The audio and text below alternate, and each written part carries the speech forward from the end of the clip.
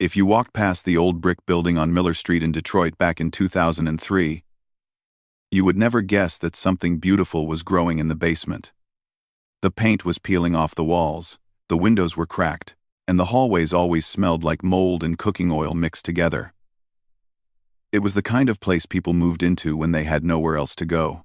In the smallest apartment of that building, tucked away in the basement where sunlight barely reached, lived a 7-year-old girl named Nina and her mother, Rosa. Their home had only 2 rooms. One was a tiny kitchen with a stove that worked only half the time. The other was a bedroom they shared, with one mattress on the floor and a small lamp that flickered when the wind blew too hard outside. Rosa worked 3 jobs to keep a roof over their heads. She cleaned offices in the early morning. She worked at a laundromat during the day. And at night, she washed dishes at a restaurant downtown. Most days, Nina only saw her mother for a few minutes before school and a few minutes before bed. But Rosa always made sure to kiss her daughter's forehead and whisper the same thing every night. "Dream big, baby. This basement is not your forever." Nina was a quiet child. She did not have many friends at school because her clothes were old and her shoes had holes in them. Other kids laughed at her sometimes. They called her basement girl and made fun of the way she smelled because their apartment had a damp, musty odor that stuck to everything. Nina learned early that the world could be unkind to people who had nothing. But there was one thing that made Nina's hard life feel lighter. One thing that made her forget about the teasing and the hunger and the loneliness. Every evening, around 6 o'clock, music would float down from the apartment above her. Piano music. Beautiful, flowing, magical piano music that seemed to pour through the ceiling like water. The woman who lived upstairs was named Mrs. Hendricks. She was a widow in her 70s who had once been a piano teacher for wealthy families across the city. Her apartment was the nicest one in the building, and she had lived there for over 40 years. She had a grand piano that took up half her living room, and every single day, she played for exactly 2 hours. Nina did not know any of this at first.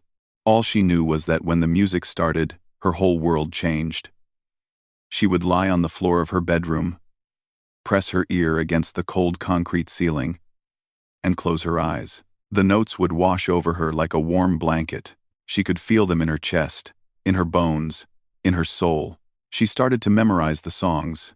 She did not know their names. She did not know who wrote them, but she knew every note, every pause, every moment when the music got soft, and every moment when it grew loud and powerful. She would hum the melodies to herself while walking to school. She would tap the rhythms on her desk during class. The music became her secret world, a place where she was not poor, not hungry, not alone. One afternoon, Nina asked her mother a question that had been burning inside her for months. "Mama, what is that instrument that makes the beautiful sound upstairs?" Rosa smiled sadly. She knew exactly what her daughter was talking about. "That is a piano, baby. Mrs. Hendricks plays it every day." "Can I learn to play it?" Nina asked, her eyes wide with hope. Rosa's heart broke a little. She wanted to say yes. She wanted to promise her daughter the world. But they could barely afford food. A piano was a dream so far away, it might as well have been on the moon. "Maybe someday," Rosa said carefully, "when things get better." But Nina was not a patient child when it came to music. The very next day, after school, she gathered all her courage and climbed the stairs to the first floor. Her heart was pounding so hard she could hear it in her ears. She had never spoken to Mrs. Hendricks before. She had only seen her a few times in the hallway. A tall woman with silver hair and expensive clothes who never smiled at anyone. Nina knocked on the door. Her small fist barely made a sound against the heavy wood. She knocked again. Louder this time. The door opened, and Mrs. Hendricks looked down at her with sharp, cold eyes. She was wearing a silk robe and pearl earrings. She smelled like roses, and something else Nina could not name, something that smelled like money. "What do you want?" Mrs. Hendricks asked. Her voice was not kind. Nina swallowed hard. "I live downstairs," she said, her voice shaking. "I hear you play piano every day. It is the most beautiful thing I have ever heard. I was wondering if maybe you could teach me. I do not have money." But I could clean your apartment or do chores or anything you want. Please, I want to learn so badly. For a moment, something flickered in Mrs. Hendrick's eyes. Maybe it was surprise. Maybe it was something else. But then her face hardened, and she looked at Nina the way people look at a stain on their carpet. Teach you? She repeated, almost laughing. Look at yourself, child. Look at where you come from. Piano is not for girls like you. It is for people with breeding, with class, with culture. You are from the basement. You will always be from the basement. There is no piano for you. Now go back downstairs where you belong, and do not bother me again. The door slammed shut so hard that Nina stumbled backward. She did not cry. Not right away. She walked down the stairs slowly, one step at a time, her hand sliding along the cold metal railing. She walked into her apartment, closed the door behind her, and sat on the mattress in the corner. And then the tears came. They came hard and fast, and she buried her face in her pillow so no one would hear. That night, when Rosa came home from her third job, she found her daughter still awake, staring at the ceiling. Nina told her everything. She told her about the knock on the door, about the hope in her chest, about the cruel words that crushed it all. Rosa sat down on the mattress and pulled Nina into her arms. She held her tight for a long time without saying anything. Then, in a voice thick with emotion, she spoke. Listen to me, baby. Some people in this world only see what is on the outside. They see old clothes and a basement apartment, and they think they know who you are. But they do not know anything. They do not know your heart. They do not know your soul. Music does not care if you are rich or poor. Music lives inside you. And nobody, not Mrs. Hendricks, not anyone, can ever take that away from you. Do you understand me? Nina nodded, wiping her tears. Good, Rosa said. Now let me show you something. She got up and went to the tiny kitchen. She came back with a large piece of cardboard, a ruler, and a black marker. She sat down on the floor and started drawing. Nina watched, confused at first, and then amazed. Rosa was drawing piano keys. White rectangles and black rectangles, carefully measured, perfectly spaced. 88 keys. Just like a real piano.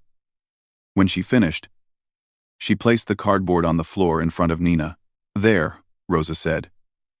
This is your piano. It does not make sound, but you can practice. You can learn where your fingers go. You can feel the music in your heart and play it with your hands. And one day, when you touch a real piano, you will already know what to do. That night, after Rosa went to sleep, Nina stayed awake. She sat in front of her cardboard piano, the dim lamp casting shadows on the wall. She could hear Mrs. Hendricks playing upstairs, the notes drifting down like always. But this time, Nina did not just listen, she played along. Her fingers moved across the painted keys, silent but sure. She pressed where the notes told her to press. She lifted where the music told her to lift. No sound came out, but in her mind, she heard everything. She heard a symphony. She heard a future. She heard a promise she made to herself in that dark basement room. One day, she would play for real. And when she did, the whole world would hear her. 7 years passed, and Nina never stopped practicing. Her cardboard piano had been replaced dozens of times. The paper would tear. The marker would fade. The edges would curl up from being touched so many times. But every time one piano fell apart, Rosa would make another one.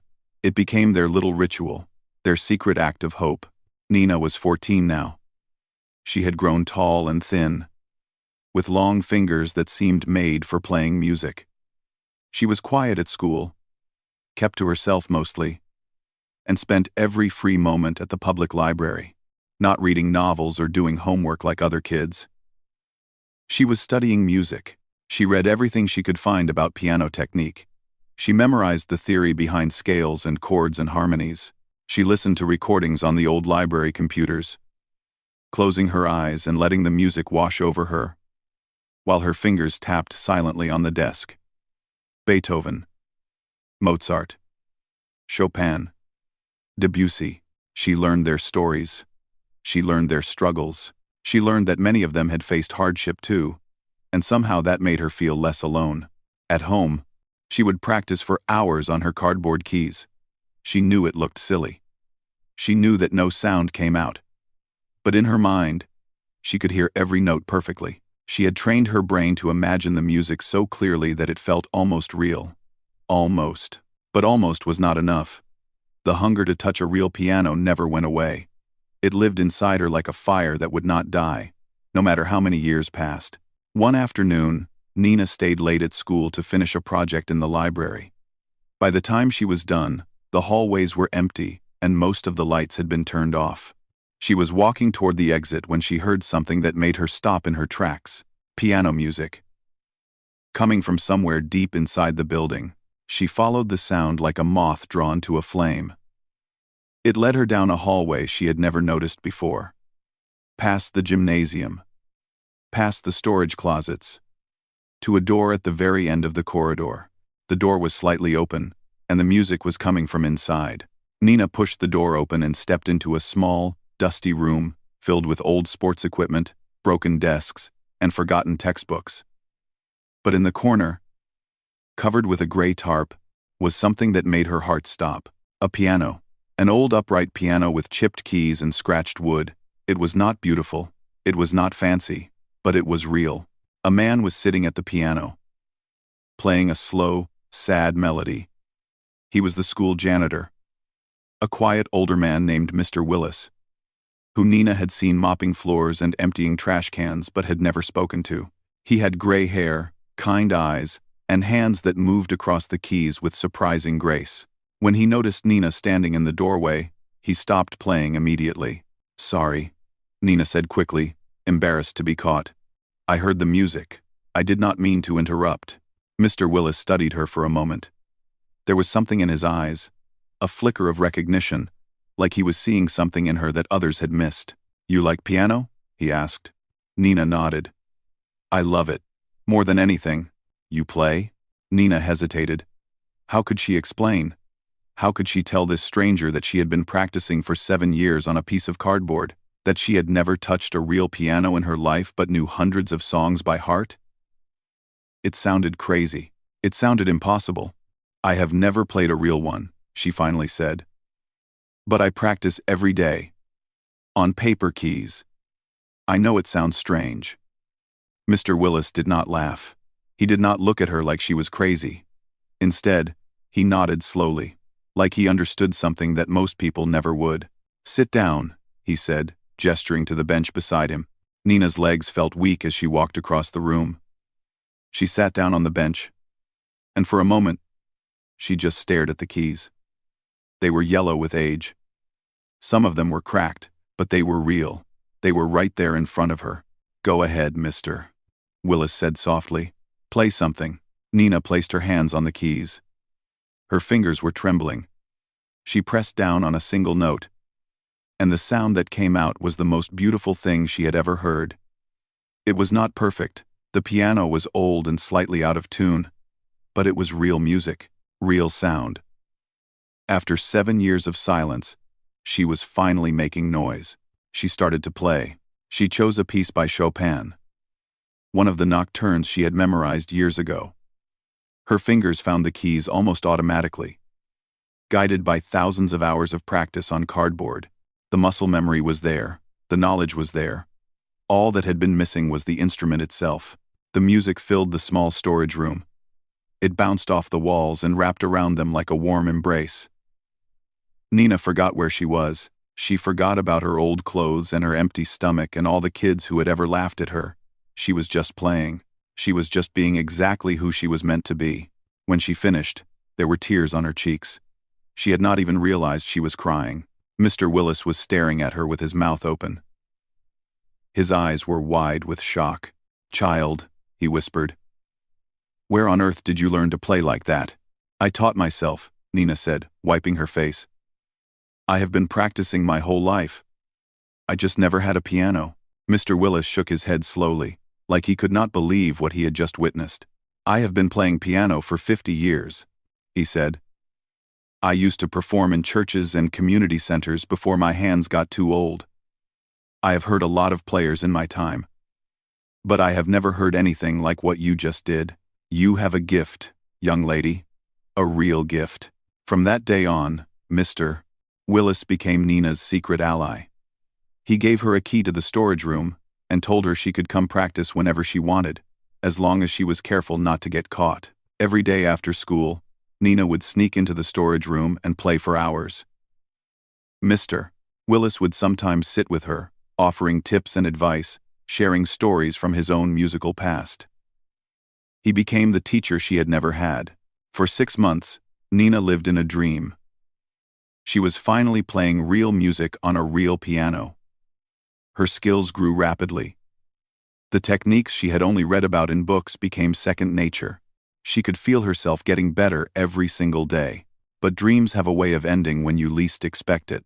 One evening, Nina was deep in practice, playing a difficult piece by Liszt that she had been working on for weeks. She was so focused on the music that she did not hear the door open. She did not notice the footsteps behind her. She did not see the angry face of Mr. Thornton, the school's music director, until he was standing right next to her. "What do you think you are doing?" he shouted. Nina jumped up from the bench, her heart pounding with fear. Mr. Thornton was a tall man with a red face and a temper that everyone in the school knew about. He ran the music program with an iron fist, and he did not like surprises. "I was just practicing," Nina stammered. "Mr. Willis said I could use the piano." "Mr. Willis is a janitor, not a teacher," Mr. Thornton snapped. "He has no authority to let students use school property. Do you have any idea how much this piano is worth? Do you know what could happen if you damaged it?"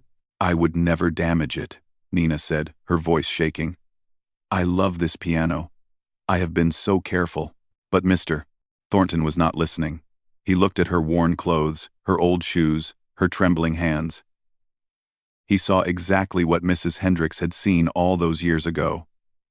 A girl who did not belong. "Students like you do not belong in the music program," he said coldly. "There is no piano for you here. If I catch you in this room again, I will have you suspended. Now get out." Nina ran.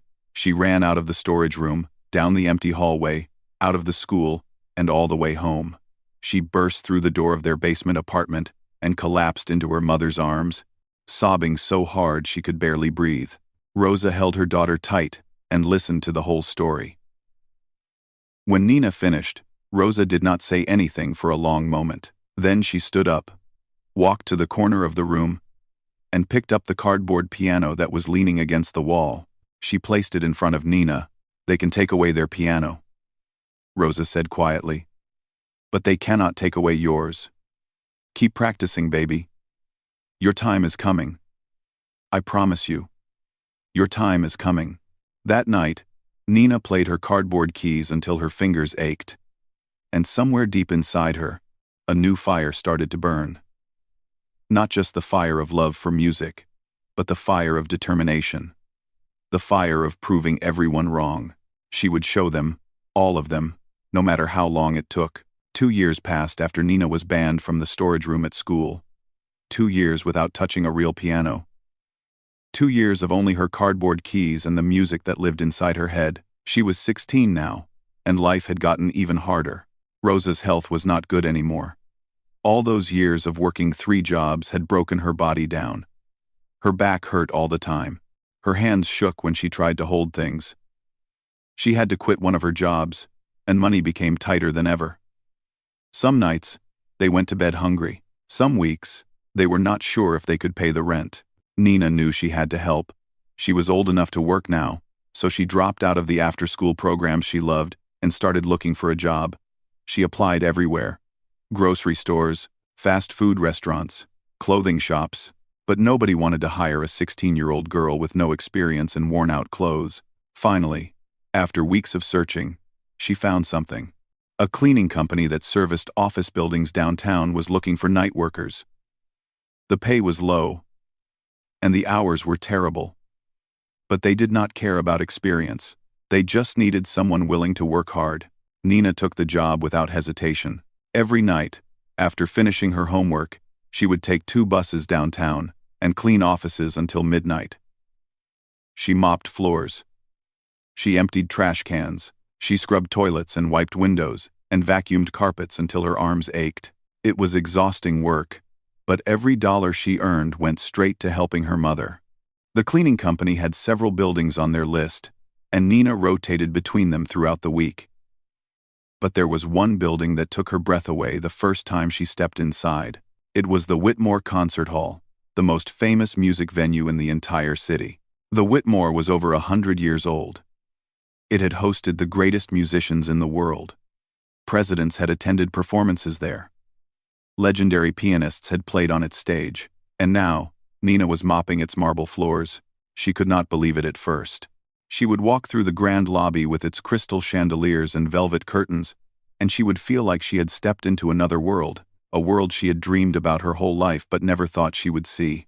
Her job was to clean the lobby, the hallways, and the backstage areas. She was not supposed to go into the main auditorium unless absolutely necessary, but sometimes, when she finished early, she would stand at the back doors and peek inside. The auditorium was massive. Red velvet seats stretched out in perfect rows, and at the center of the stage sat the most beautiful thing Nina had ever seen: a grand piano. A Steinway. Black and shining and perfect. Nina had read about Steinway pianos in the library. She knew they were the best in the world. She knew that famous musicians dreamed of playing on them, and now, one was sitting just 100 feet away from her, and she could not touch it. For weeks, she just looked. She would finish mopping the hallways, and then she would sneak to the back of the auditorium and stare at that piano in the darkness. She imagined herself walking up to it. She imagined her fingers on the keys. She imagined the sound that would fill the empty hall. But she never went further than the back row. She was too scared of getting caught, too scared of losing another chance. But one night, everything changed. It was a Thursday, around 11:30. The building was completely empty. All the other cleaners had finished their sections and gone home early. Nina was alone, and she had about 30 minutes before her supervisor came to lock up. She stood at the back of the auditorium like always. The piano was there, on the stage, waiting. The moonlight came through the tall windows and made it glow like something from a dream. Nina did not know what came over her. Maybe it was the loneliness of all those silent years. Maybe it was the memory of Mr. Willis and the storage room piano that was taken from her. Maybe it was just the simple fact that she could not hold it in anymore. The music inside her was screaming to come out. She walked down the aisle. Her footsteps were soft on the carpeted floor. Her heart was beating so fast, she thought it might burst. She climbed the steps to the stage. She walked across the polished wood, and then she was there, right in front of the Steinway. She sat down on the bench. The leather was cool and smooth. She placed her hands on the keys, and for a moment, she just breathed.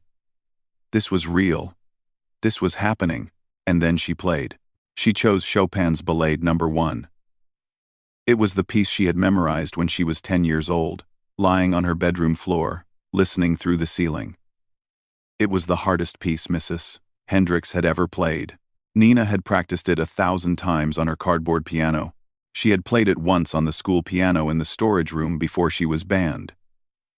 And now, she was playing it on a Steinway, in one of the greatest concert halls in the country. The first notes came out soft and careful. Her fingers were shaking a little from nerves. But as the music took over, something shifted inside her. She forgot where she was. She forgot that she was a cleaning girl with no formal training. She forgot all the people who had told her no. She was just Nina, and the music was pouring out of her like a river breaking through a dam. The melody filled the empty hall. It bounced off the walls and the ceiling and came back to her like an echo from another world. She played with everything she had, all the pain, all the longing, all the hope she had carried since she was 7 years old. It was all there in the notes. She did not notice the figure standing in the shadows at the side of the stage. A man had entered the building through a side door. His name was Leonard Price, and he was the artistic director of the Whitmore Concert Hall. He was 72 years old and had spent his entire life in classical music. He had discovered some of the greatest talents of his generation. He had heard thousands of pianists perform on that very stage. He had come back that night because he forgot some important papers in his office. He was about to leave when he heard the music. At first, he thought someone had left a recording playing, but then he realized the sound was coming from the stage. Live. He walked quietly through the backstage area and stood in the wings, hidden by the curtains, and he watched. A teenage girl in a cleaning uniform was playing Chopin on his Steinway. She was playing it better than most professionals he had heard. Her technique was not perfect. There were small mistakes here and there, but the feeling, the emotion, the soul in her playing was something he had not heard in decades. It was raw and honest and heartbreaking. Leonard stood there for almost 20 minutes, not moving, barely breathing. He listened to the entire piece, and when Nina played the final notes, when the last chord faded into silence, she sat with her eyes closed for a long moment. Then she opened her eyes and saw him. She screamed. She jumped up from the bench so fast she almost knocked it over. Her face went pale with fear. She thought she was going to be arrested. She thought she was going to lose her job. She thought her life was over, but Leonard did not yell. He did not call security. He just walked toward her slowly. His eyes filled with something she did not recognize. It was not anger. It was wonder. "Please do not stop," he said quietly. His voice was gentle, almost trembling. "I have been searching for that sound my entire life. What is your name, child? And where in the world did you learn to play like that?" Nina's hands were still shaking. Her voice came out as a whisper. "My name is Nina," she said. "And I taught myself. I have been practicing since I was 7. I just never had a piano." Marked wake in the basic. Marked wake. Leonard stared at her for a long moment. Then, slowly, a smile spread across his face. It was the kind of smile that changes everything, the kind that says the world is about to open up in ways you never imagined. "Well, Nina," he said, "I think it is time we change that." The next few weeks felt like a dream that Nina was afraid to wake up from. Leonard Price became her champion. He arranged for her to practice at the Whitmore Concert Hall 3 times a week after closing hours. He brought in a retired piano teacher named Mrs. Calloway to work with her on technique and theory. He bought her music, books, and recordings, and everything she needed to grow as a musician. For the first time in her life, Nina had real support, real resources, real belief from someone who mattered in the music world. But Leonard wanted more for her. He saw something special in Nina. Something he had only seen a handful of times in his long career. He did not want her to just play in empty concert halls after midnight. He wanted the world to hear her. There was a competition coming up. The Harrison Young Artists Competition. It was the most prestigious piano competition for young musicians in the country. Winners had gone on to perform at Carnegie Hall, sign record deals, and build international careers. It was the kind of opportunity that could change everything for a girl like Nina. Leonard decided to submit her application, but there was a problem. A big one. The Harrison competition had strict rules. Every candidate had to come from an accredited music program or have formal training credentials from a recognized institution. They needed letters of recommendation from established teachers. They needed proof of years of structured education. Nina had none of that. She had taught herself in a basement with a cardboard piano. She had no certificates, no diplomas, no official record of her abilities. On paper, she did not exist as a musician. Leonard submitted her application anyway. He included a video recording of her playing at the Whitmore. He wrote a personal letter explaining her extraordinary story. He put his reputation on the line for a girl he had only known for a few weeks. The response came 2 weeks later. It was a rejection. The competition committee did not even watch the video. They saw that Nina had no formal credentials and dismissed her immediately. The chairwoman of the committee, a woman named Dr. Vivian Cross, released a public statement that made everything worse. "The Harrison competition has maintained the highest standards for over 50 years, she said. "We cannot compromise those standards by allowing unvetted applicants to share the stage with classically trained artists. This is not about elitism. It is about excellence. There are proper channels for aspiring musicians, and we encourage this young woman to pursue them. The statement was polite on the surface, but everyone knew what it really meant. Nina was not good enough.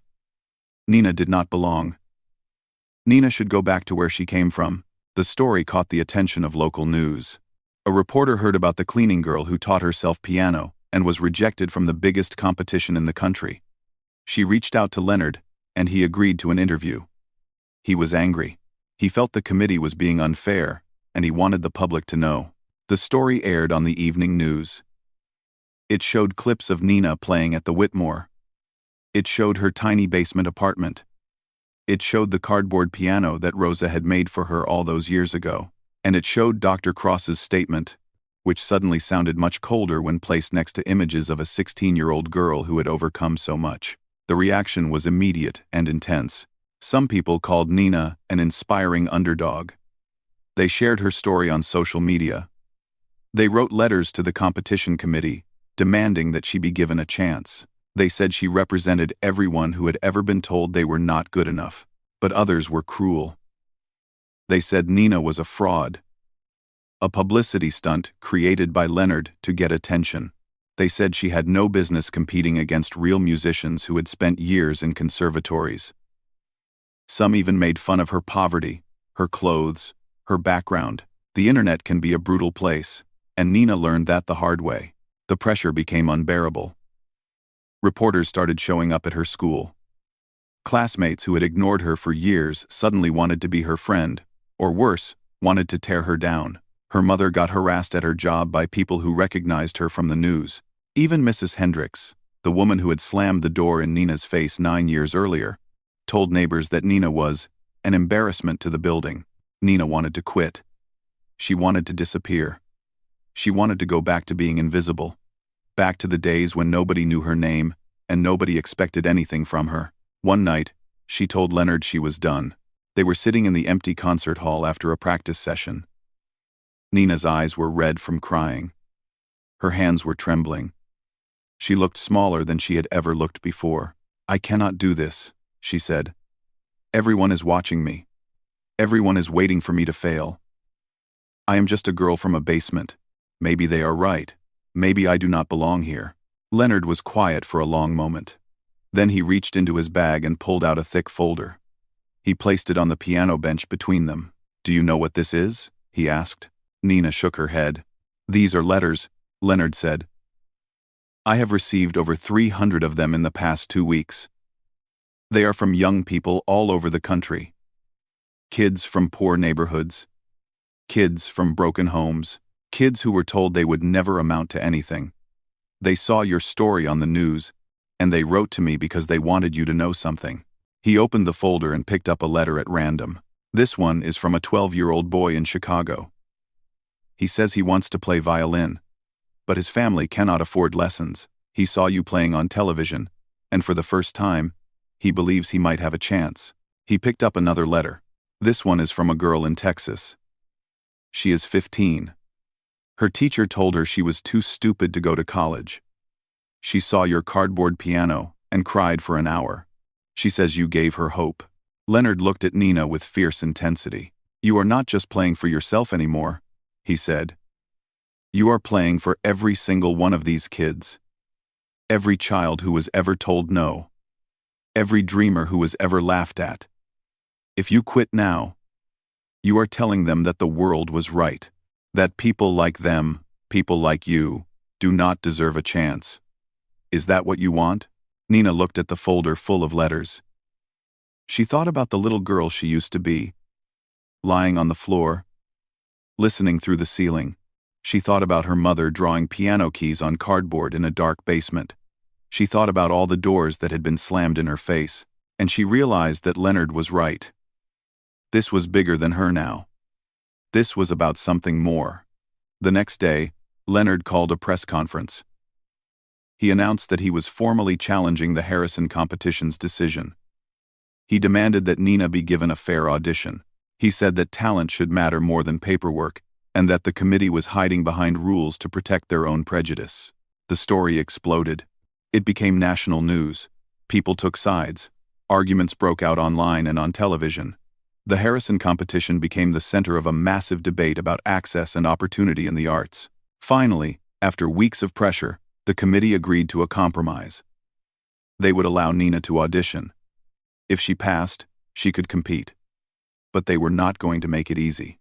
They assigned her the most difficult audition piece in their repertoire. A composition so complex that most professional pianists would struggle with it. A piece that normally required months of preparation. Nina had 3 weeks. When she heard the news, she did not complain. She did not ask for more time. She just looked at Leonard and said 5 words that he would never forget. Then I better start practicing. The 3 weeks before the audition were the hardest of Nina's life. She practiced for 10 hours a day, sometimes more. Her fingers bled. Her back ached. She barely slept. She barely ate. The piece the committee had assigned her was called Liszt's Transcendental Etude No. 4, and it was one of the most demanding compositions ever written for piano. Leonard had warned her. He said most pianists spend 6 months preparing for this piece. Some spend years. Nina had 21 days. But she did not complain. She did not make excuses. She just practiced. Hour after hour. Day after day. She played until her hands cramped and her vision blurred.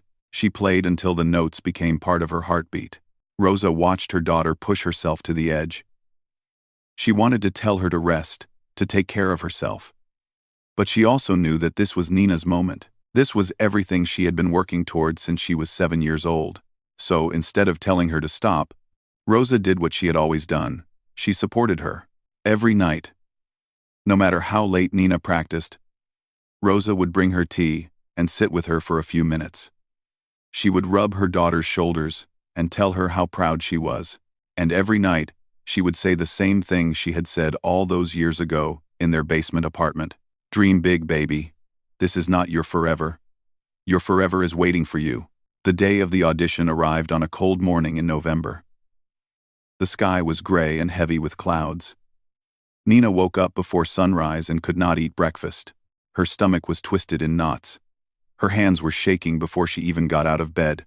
The audition was being held at the Harrison competition headquarters in New York City. Leonard had arranged for them to fly there the night before. It was Nina's first time on an airplane. It was her first time leaving Detroit. Everything felt strange and overwhelming. The audition hall was smaller than she expected. It was not a grand concert venue like the Whitmore. It was a plain room with white walls, bright lights, and a single black piano in the center. There were chairs arranged in rows for the committee members, and a small table where Dr. Vivian Cross sat with a clipboard and a stern expression. Nina walked into the room and felt every eye turn toward her. There were about 15 people in the audience, committee members, journalists who had been allowed to observe, a few other competition officials. They all stared at her like she was an animal in a zoo. She was wearing a dress that Rosa had altered by hand. It was second-hand, bought from a thrift store for $12.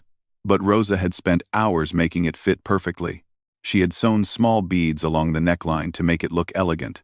It was the most beautiful thing Nina had ever worn. Dr. Cross spoke first. Her voice was cold and formal. "You may begin when you are ready. You have 15 minutes. Nina walked to the piano. Her legs felt like they might give out at any moment. She sat down on the bench and placed her hands on the keys. The piano was a Steinway, just like the one at the Whitmore, but it felt different. It felt like the whole world was watching. She closed her eyes. For a moment, she was not in that audition hall anymore. She was back in her basement apartment. She was 7 years old again, lying on the floor, listening to Mrs. Hendricks play through the ceiling. She could smell the dampness of the walls. She could feel the cold concrete against her cheek. She could hear her mother's voice whispering in the darkness. "Dream big, baby." She thought about the cardboard piano. She thought about all those years of silent practice. Her fingers moving over painted keys, hearing the music only in her mind. She thought about Mr. Willis and the storage room piano that was taken from her. She thought about Mrs. Hendricks slamming the door in her face. She thought about Dr. Cross and the rejection letter and all the people who said she did not belong. And then she thought about the letters. 300 letters from kids all over the country who were watching her, believing in her, counting on her to show them that dreams do not have an expiration date. She opened her eyes. She took a deep breath. And she played. The first notes came out strong and clear. The listitude exploded from her fingers like a thunderstorm. It was fast and furious and impossibly complex. Her hands flew across the keys, hitting every note with precision and power. The music filled the small room and bounced off the walls and wrapped around everyone who was listening. But it was not just technical skill. It was something more. It was 9 years of longing, 9 years of sacrifice, 9 years of being told no, being laughed at, being dismissed. All of it came pouring out through her fingers. The music told her story better than words ever could. Dr. Cross leaned forward in her chair. Her clipboard sat forgotten on the table. The journalists stopped taking notes. Everyone in the room was frozen, caught in the spell of what they were witnessing. Nina played for 12 minutes. When she hit the final chord, the sound hung in the air like smoke. Then there was silence. Complete and total silence. She sat with her hands still on the keys, breathing hard, her heart pounding. She was afraid to look up. She was afraid to see their faces. Then she heard something she did not expect. Applause. It started with one person. Then another. Then the whole room was clapping. Even Dr. Cross. Even the journalists. They were not just clapping politely. They were clapping like they had just witnessed something extraordinary. Dr. Cross stood up. Her face had changed. The coldness was gone. In its place was something that looked almost like shame. That was... She paused, searching for words. Remarkable. Truly remarkable. Nina passed the audition. She was officially accepted into the Harrison Young Artists competition. 2 months later, she competed against 23 of the best young pianists in the country. They came from Juilliard. They came from Curtis. They came from the finest conservatories in the world. They had been training since they were toddlers. They had every advantage that Nina never had. And Nina won. She won first place at the Harrison competition, becoming the youngest winner in 40 years and the first self-taught pianist to ever claim the title. The announcement made headlines around the world. The girl from the basement had done the impossible, but the victory that meant the most to Nina came later. With her prize money and the opportunities that followed, she started something called the Open Keys Foundation. It was a program that provided free pianos and music lessons to children in poor communities. Children who could not afford instruments. Children who were told they did not belong in the world of music. Children who were exactly like her. At the foundation's opening ceremony in Detroit, Nina gave a speech in front of hundreds of people.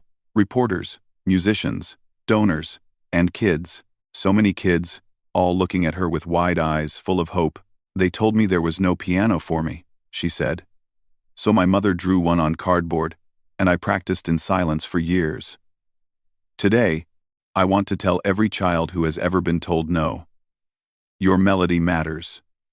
Your dreams matter. And when you finally get to play your song, you will not just change your life. You will change the world. The crowd erupted in applause. But Nina was not looking at them. She was looking at someone in the back row, an elderly woman with silver hair and expensive clothes, sitting alone with tears streaming down her face. Mrs. Hendricks. After the ceremony, the old woman approached Nina. She walked slowly, like every step was heavy with regret. When she reached Nina, she could barely speak. I was wrong, she whispered. I was so terribly wrong. Can you ever forgive me? Nina looked at the woman who had broken her heart when she was 7 years old. She thought about all the pain that moment had caused. But she also thought about something else. Something her mother had taught her. You were wrong, Nina said gently. But your music through that ceiling gave me something to reach for. Maybe that was always supposed to be your gift to me. She squeezed Mrs. Hendricks' hand softly, then turned and walked toward a room full of children who were about to touch a piano for the very first time. She sat down with them. She showed them where to put their fingers, and as the first clumsy notes filled the room, Nina smiled. The music had always been inside them. They just needed someone to believe.